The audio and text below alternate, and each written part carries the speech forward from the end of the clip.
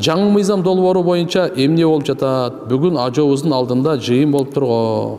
Биз азыркы укуктуу мамлекетте жашап атабыз. 2008-жылкы мыйзам боюнча дин тутуу эркиндигичи. Азыр 2 айдан бери талкуу болуп атат. Кудай кааласа жакшы чечилет деген үмүттөбүз. Баарыңыздардан суранычы дуа кылайлы.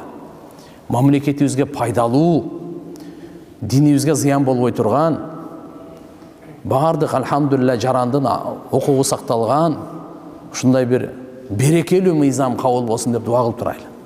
Толук чечим чыгара элек. Ооба, бүгүн ажообуз Садыр Нуркожоевич бүгүн эле эмес, буга чейин деле 2 айдан бери ушу талкуу болуп атат. Мамлекеттин баардык түрүнөн ой, сунуш, пикирлер айтылып атат.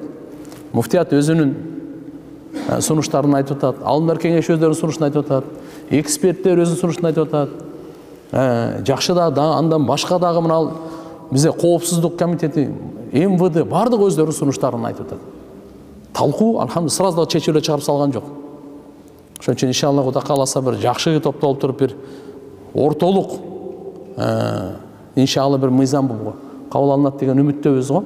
Ошо бүгүн чогулуш болду. Бирок бул азыр чечим болгон жок.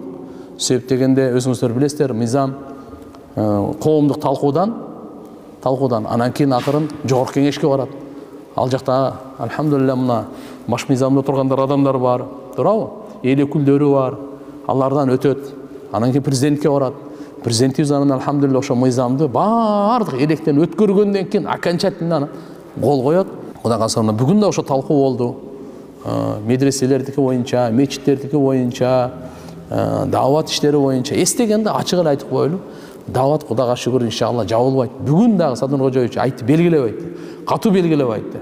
Ар кимде мындай айтып кетет экен, тигинде айтып кетет экен деп чоң жыйында. Дават бул жабылбайт. Кудайга шүгүр. Бул дагы алхамдулилля өтө чоң бизге сүйүнүч кабар да. Кудай себеп дегенде элибиз өзү да айтты. Даваттан биз жамандык көргөн жокпуз дейт. Даваттан жамандык көргөн жокпуз. Албетте тартиптештирүү керек. Мына мисалы акырын барып жамаатташып кетип, бири-бирине андай-мындай кылып, чындап айтканда мойнубузга да ала билишибиз керек да.